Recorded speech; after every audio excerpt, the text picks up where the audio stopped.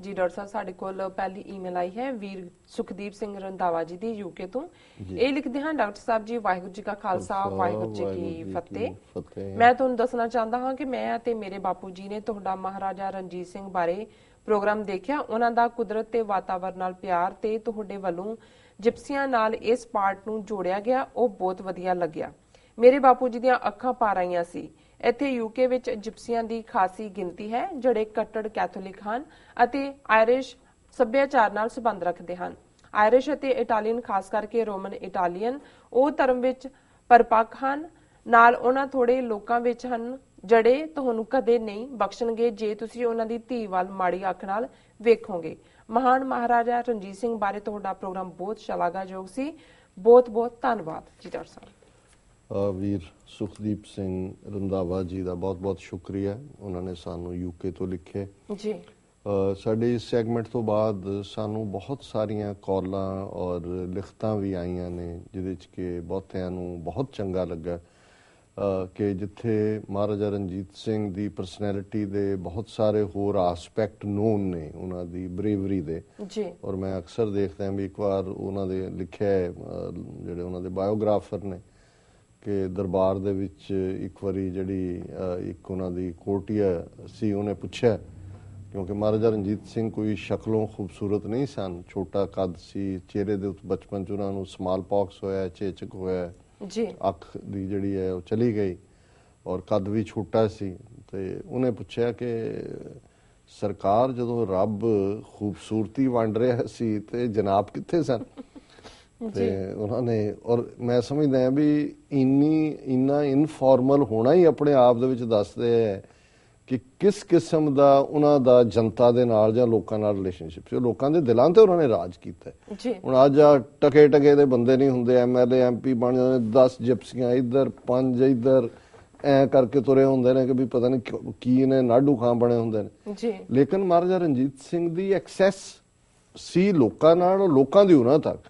ਜੇ ਅਕਾਲ ਪੈਂਦਾ ਤੇ ਆਪ ਉਹ ਇਹ ਦੇਖਣ ਲਈ ਵੀ ਕੋਈ ਮਿਸਟਰੀਟ ਤੇ ਨਹੀਂ ਕਰ ਰਿਹਾ, ਸਭ ਨੂੰ ਮਿਲ ਰਿਹਾ, ਉਹ ਖੁਦ ਇੱਕ ਪਾਂਡੀ ਦਾ ਭੇਸ ਬਣਾ ਕੇ ਉੱਥੇ ਉਹਨਾਂ ਦੇ ਵਿੱਚ ਖਲੋਤੇ ਹੁੰਦੇ ਸੀ। ਔਰ ਇੱਕ ਕਹਾਣੀ ਹੈ ਇਤਿਹਾਸਕ ਕਿ ਇੱਕ ਬਜ਼ੁਰਗ ਮਾਤਾ, ਉਹਦੇ ਨਾਲ ਬੱਚਾ ਛੋਟੀ ਉਮਰ ਦਾ ਹੈ, ਉਹਨੇ ਦਾਣੇ ਦਾ ਵਾਹਵਾ ਪਵਾ ਲਿਆ, ਅਕਾਲ ਪਿਆ ਸੀ, ਖੁੱਲਾ ਸੀ, ਜਿੰਨਾ ਮਰਜ਼ੀ ਲੈ ਜਾਓ, ਤੇ ਉਹ ਬੱਚਾ ਛੋਟਾ ਸੀ ਤੇ ਮਾਈ ਤੋਂ ਵੀ ਉਹ ਚੁੱਕਿਆ ਨਾ ਜਾਏ। ਤੇ ਮਹਾਰਾਜਾ ਰਣਜੀਤ ਸਿੰਘ ਇੱਕ ਪਾਂਡੀ ਦਾ ਭੇਸ ਬਣਾ ਕੇ ਮਜ਼ਦੂਰ ਦਾ ਖੜਾ ਸੀ। ਉਹਨੇ ਕਿਹਾ ਕੋਈ ਨਹੀਂ ਮਾਂ, ਮੈਂ ਛੱਡ ਆਣਾ। ਤੇ ਉਹਨੇ ਆਪਣੇ ਸਿਰ ਦੇ ਉੱਤੇ ਉਹ ਚੁੱਕ ਲਈ ਪੰਡ, ਔਰ ਜਿੱਥੇ ਵੀ ਉਹਦਾ ਘਰ ਸੀ ਉਸ ਮਹੱਲੇ 'ਚ ਧੋਬੀਆਂ ਦਾ, ਜਾਂ ਅੱਜ ਵੀ ਕਹਿੰਦੇ ਨੇ ਉਹ ਘਰ ਸੀ। ਮੇਰੇ ਪਿਤਾ ਜੀ ਦੱਸਦੇ ਹੁੰਦੇ ਸੀ ਵੀ ਉਹਨਾਂ ਨੇ ਲਾਹੌਰ ਰਹੇ ਕਾਫੀ ਸਮਾਂ, ਵੀ ਉਹਨਾਂ ਨੇ ਦੇਖਿਆ ਸੀ, ਪਰ ਹੁਣ ਤਾਂ ਪਤਾ ਨਹੀਂ ਕੀ ਹੈ। ਸੋ ਉਹਨਾਂ ਨੇ ਜਦੋਂ ਰਣਜੀਤ ਸਿੰਘ ਨੇ ਜਾ ਕੇ ਉਹ ਦੇਖਿਆ ਤਾਂ ਉਹਨਾਂ ਦਾ ਜੋ ਵੀ ਲਿਬਾਸ ਸੀ ਥੱਲੋਂ ਉਹ ਨਿਕਲ ਆਇਆ ਤੇ ਉਹ ਤਾਂ ਕੰਬਣ ਲੱਗ ਗਏ ਕਿ ਵੀ ਕੀ ਹੈ। ਉਹਨੇ ਕਿਹਾ ਵੀ ਨਹੀਂ, ਮੈਂ ਨੌਕਰ ਹੈ ਲੋਕਾਂ ਦਾ। ਸੋ ਮਤਲਬ ਇਹ ਆਸਪੈਕਟ ਸਾਨੂੰ ਉਹਨਾਂ ਦਾ ਨਿਆਂ ਸੰਗਤ ਜਾਂ ਦੂਜਾ ਹੋਣਾ। ਤੇ ਫਿਰ ਰਣਜੀਤ ਸਿੰਘ ਨੇ ਉਹਨੂੰ, ਬੀਬੀ ਨੂੰ ਕੋਰਟ ਦੇ ਵਿੱਚ ਹੀ ਜਵਾਬ ਦਿੱਤਾ। ਉਹਨੇ ਕਿਹਾ ਜੀ ਜਦੋਂ ਰੱਬ, ਉਹਨੇ ਪੁੱਛਿਆ ਕਿ ਖੂਬਸੂਰਤੀ ਵੰਡ ਰਿਹਾ ਸੀ ਤੇ ਸਰਕਾਰ ਕਿੱਥੇ ਸੀ? ਉਹਨੇ ਕਿਹਾ ਜਿੱਥੇ ਰੱਬ ਬਹਾਦਰੀ ਵੰਡ ਰਿਹਾ ਸੀ ਮੈਂ ਉਸ ਲਾਈਨ 'ਚ ਖੜਾ ਸੀ। ਸੋ ਇਹ ਸਾਰੇ ਗੁਣ ਨੇ, ਲੇਕਿਨ ਜਿਹੜਾ ਉਹਨਾਂ ਦਾ ਐਨਵਾਇਰਨਮੈਂਟ ਪ੍ਰਤੀ ਕੰਟਰੀਬਿਊਸ਼ਨ ਔਰ ਕਿਵੇਂ ਈਵਨ ਜਿਪਸੀਆਂ ਨੇ ਉਹਨੂੰ ਆਪਣੀ ਕਲੈਕਟਿਵ ਮੈਮਰੀ 'ਚ ਸਾਂਭ ਕੇ ਰੱਖਿਆ। ਸੋ ਸਾਡੇ ਇਸ ਸੈਗਮੈਂਟ ਨੂੰ, ਜਿੱਥੇ ਮੈਂ ਸਮਝਦਾ ਵੀ ਅਸੀਂ ਤਾਂ ਉਹਨੂੰ ਜਸਟ ਇੱਕ ਪੜ੍ਹਿਆ ਹੀ ਹੈ, ਨਰੇਟ ਹੀ ਕੀਤਾ, ਅਸਲੀ ਤਾਂ ਗੱਲ ਉਸ ਪੱਤਰਕਾਰ ਦੀ ਹੈ, ਸ਼ੇਖ ਮਜੀਦ ਸ਼ਾਇਦ ਜਿਨ੍ਹਾਂ ਦਾ ਨਾਂ ਸੀ, ਜਿਨ੍ਹਾਂ ਨੇ ਉਸ ਨੂੰ ਡੌਨ ਦੇ ਵਿੱਚ ਲਿਖਿਆ। ਔਰ ਉਹਨਾਂ ਨੇ ਓਰੀਜਨਲ ਜਿਹੜੇ ਡਾਕੂਮੈਂਟ 1830 ਦੇ ਸੀ ਉਹਨਾਂ ਤੱਕ ਐਕਸੈਸ ਕਰਕੇ ਇਨ ਓਰੀਜਨਲ, ਔਰ ਮੈਂ ਇਹ ਕਿਹਾ ਇੱਕ ਦੋ ਹੋਰ ਨਾਲ ਵੀ ਜਿਨ੍ਹਾਂ ਨੇ ਕਿਹਾ, ਮੈਂ ਕਿਹਾ ਜੀ ਸਾਡੇ ਹਿਸਟੋਰੀਅਨ ਆ ਯੂਨੀਵਰਸਿਟੀਆਂ ਲੱਦੀਆਂ ਹੋਈਆਂ ਨੇ, ਕਿੰਨੇ PhD, ਕਿੰਨੀਆਂ ਨੌਕਰੀਆਂ, ਕਿੰਨੇ ਡਿਪਾਰਟਮੈਂਟ ਪਾਕਿਸਤਾਨ ਦੇ ਵਿੱਚ ਅਜੇ ਵੀ ਉਹਨਾਂ ਦੀਆਂ ਲਾਇਬ੍ਰੇਰੀ, ਕਿਉਂਕਿ ਉਸ ਪੀਰੀਅਡ 'ਚ ਸਰਕਾਰੀ ਜ਼ਬਾਨ ਫਾਰਸੀ ਸੀ, ਬਹੁਤ ਸਾਰਾ ਲਿਟਰੇਚਰ, ਲਿਖਤਾਂ ਜਾਂ ਜਿਹੜੀਆਂ ਨੇ ਉੱਥੇ ਪਈਆਂ ਹੋਈਆਂ ਨੇ ਵੀ ਇਹਨਾਂ ਨੂੰ ਕੀ, ਇਹ ਕਾਹਦੀ ਰਿਸਰਚ ਕਰਦੇ ਨੇ। ਹੁਣ ਇਸ ਕਿਸਮ ਦੀ ਗੱਲ ਜਿਹੜੀ ਇਹ ਪਹਿਲਿਆਂ ਨੇ ਕਿਉਂ ਨਹੀਂ ਲਿਖੀ ਹੈ ਕਦੇ। ਸੋ ਅਸੀਂ ਸਮਝਦੇ ਹਾਂ ਵੀ ਇਹ ਜਿਹੜਾ ਇਹ ਆਸਪੈਕਟ ਨੇ, ਔਰ ਇਹਨਾਂ ਨੇ ਸਗੋਂ ਸਾਡੇ ਗਿਆਨ 'ਚ ਵੀਰ ਸੁਖਦੀਪ ਸਿੰਘ ਰੰਧਾਵਾ ਜੀ ਨੇ ਵਾਅਦਾ ਕੀਤੇ ਜਦੋਂ ਉਹਨਾਂ ਨੇ ਜਿਹੜੇ ਜਿਪਸੀ ਮੂਲ ਦੇ, ਭਾਵੇਂ ਉਹ ਆਇਰਿਸ਼ ਨੇ ਜਾਂ ਰੋਮੈਨੀਅਨ ਕੈਥੋਲਿਕ ਨੇ ਜਾਂ ਇਟਾਲੀਅਨ ਨੇ, ਉਹਨਾਂ ਦਾ ਜ਼ਿਕਰ ਕੀਤਾ ਹੈ। ਔਰ ਉਹਨਾਂ ਨੇ ਇਹ ਗੱਲ ਉਹ ਟ੍ਰੇਟ ਦੇ ਹਵਾਲੇ ਨਾਲ ਉਹਨਾਂ ਨੇ ਕਹੀ ਹੈ ਕਿ ਵੀ ਉਹ ਆਪਣੇ ਬੱਚੀ ਦੇ ਜਾਂ ਕਿਸੇ ਵੱਲ ਜਿਹੜਾ ਕੈਰੀ ਅੱਖ ਕਰਕੇ ਦੇਖੇ ਜਾਂ ਮਾੜੀ ਅੱਖ ਨਾਲ ਦੇਖੇ ਉਹਨੂੰ ਫਿਰ ਮਾਫ ਨਹੀਂ ਕਰਦੇ। ਸੋ ਗੱਲ ਕੁਝ ਚੀਜ਼ਾਂ ਤਾਂ ਭਾਵੇਂ ਤੁਸੀਂ ਸਦੀਆਂ ਤੋਂ ਜਾਂ ਮਿਲੇਨੀਅਮਸ ਤੋਂ ਦੂਰ ਰਹੇ ਹੋ, ਪਰ ਕੁਝ ਪਾਰਟ ਕਲਚਰ ਦਾ ਹਿੱਸਾ ਹੁੰਦੇ ਨੇ, ਭਾਵੇਂ ਉਹ ਤੁਹਾਡੇ ਪੀੜ੍ਹੀ ਦਰ ਪੀੜ੍ਹੀ, ਭਾਵੇਂ ਉਹ ਟ੍ਰਾਈਬ ਦੇ ਵਿੱਚ ਚੱਲਦੇ ਹੋਣ। ਸੋ ਉਹਨਾਂ ਨੇ ਇਹਦੇ ਚ ਕਿਹਾ ਵੀ ਉਹਨਾਂ ਨੂੰ ਬਹੁਤ ਸਾਰਾ ਹਮੇਸ਼ਾ ਹੀ ਇਹ ਕਾਮਨਨੈਸ ਲੱਗਦੀ ਸੀ। ਔਰ ਇਹਨਾਂ ਚ ਵੀ ਜਿਹੜੇ ਆਇਰਿਸ਼ ਵੀ ਨੇ, ਇਹਨਾਂ ਦਾ ਵੀ ਜਿਹੜਾ ਸੇਂਟ ਸ਼ੋਲਜਰ ਦਾ, ਇਹਨਾਂ ਨੇ ਸੰਤ ਵੀ ਸਿਰੇ ਦੇ ਪੈਦਾ ਕੀਤੇ ਨੇ ਆਇਰਿਸ਼ ਨੇ। ਔਰ ਬਹੁਤ ਸਾਰਾ ਜਿੰਨੀ ਇਹ ਕੈਥੋਲਿਸਿਜ਼ਮ ਦਾ ਪ੍ਰਚਾਰ ਹੈ ਉਹਨਾਂ ਦੇ ਵਾਂਡਰਿੰਗ ਫਕੀਰਾਂ ਨੇ ਕੀਤਾ। ਔਰ ਉਹਨਾਂ ਨੇ ਸਪਾਈ ਵੀ ਜਿਹੜੇ ਨੇ ਆਇਰਿਸ਼ ਜਿਹੜੇ ਨੇ, ਬ੍ਰਿਟਿਸ਼ ਵੀ ਭਾਵੇਂ ਇੰਡੀਆ ਜਾਂ ਦੂਜੇ ਉਹਨਾਂ ਨੇ ਕੀਤਾ, ਆਇਰਿਸ਼ ਜਾਂ ਸਕਾਟਸ ਜਿਹੜੇ ਨੇ ਇਹੀ ਇਹਨਾਂ ਦੇ ਮੇਨ ਇਹਨਾਂ ਦੀ ਆਰਮੀ ਦਾ ਹਿੱਸਾ ਹੁੰਦੇ ਸੀ।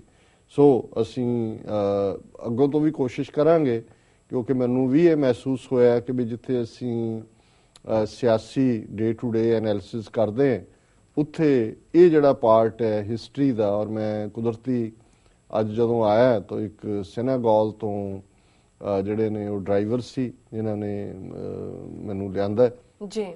ਔਰ ਉਹਨਾਂ ਨੇ ਜਿੰਨਾ ਕੁ ਬਰੀਫ ਮੇਰੀ ਹਮੇਸ਼ਾ ਹੁੰਦਾ, ਮੈਂ ਐਨਗੇਜ ਕਰਦਾ ਗੱਲਬਾਤ 20-25 ਮਿੰਟ ਦੀ ਡਰਾਈਵ 'ਚ ਮੇਰਾ ਬਹੁਤ ਗਿਆਨ 'ਚ ਵਾਧਾ ਹੋਇਆ ਕਿ ਵੀ ਕਿਵੇਂ ਸੈਨੇਗਲ ਜਿਹੜਾ 95% ਮੁਸਲਮਾਨ ਹੈ, 5% ਈਸਾਈ ਹੈ, ਕਿਵੇਂ ਉਹ ਰਹਿੰਦੇ ਨੇ ਇੱਕ ਦੂਜੇ ਦੇ ਨਾਲ। ਔਰ ਇੱਥੇ ਉਹਨਾਂ ਦੀ ਕਾਫੀ 10-15 ਹਜ਼ਾਰ ਆਬਾਦੀ ਹੈ।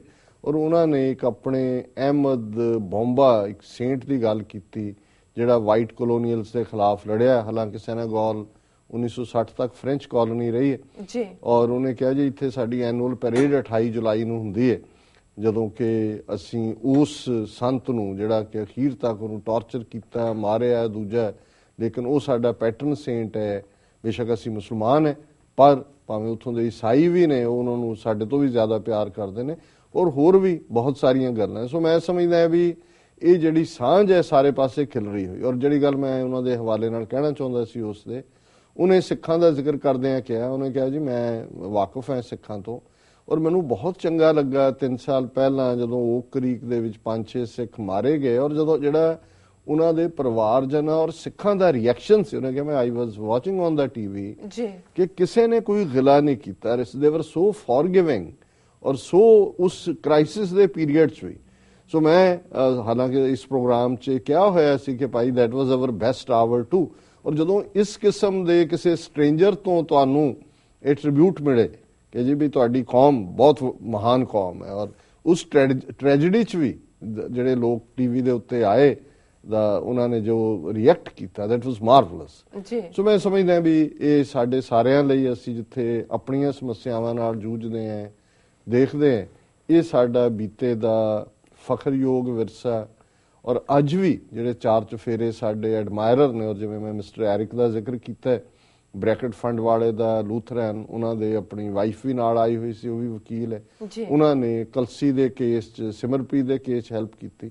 ਔਰ ਬਾਅਦ 'ਚ ਲੰਗਰ ਛਕਦੇ ਆ ਵੀ 10-15-20 ਮਿੰਟ 'ਚ ਉਹਨੇ ਕਿਹਾ ਜੀ ਆਈ find so much in common with the Sikhs, ਜਿਹੜਾ ਉਹਨਾਂ ਦਾ ਚਰਚ ਹੈ ਮੋਰਮਨ।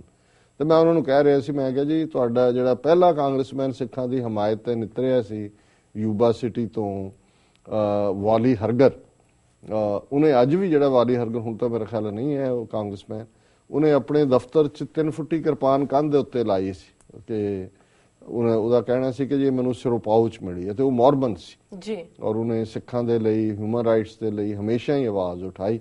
ਸੋ ਅਸੀਂ ਵੀਰ ਸੁਖਦੀਪ ਸਿੰਘ ਰੰਧਾਵਾ ਜੀ ਦਾ ਸ਼ੁਕਰੀਆ ਅਦਾ ਕਰਦੇ ਹਾਂ, ਜਿਨ੍ਹਾਂ ਨੇ ਸਾਨੂੰ ਬੜਾ ਕੰਪਲੀਮੈਂਟਰੀ ਰਾਈਟ ਅਪ ਭੇਜਿਆ ਜੀ।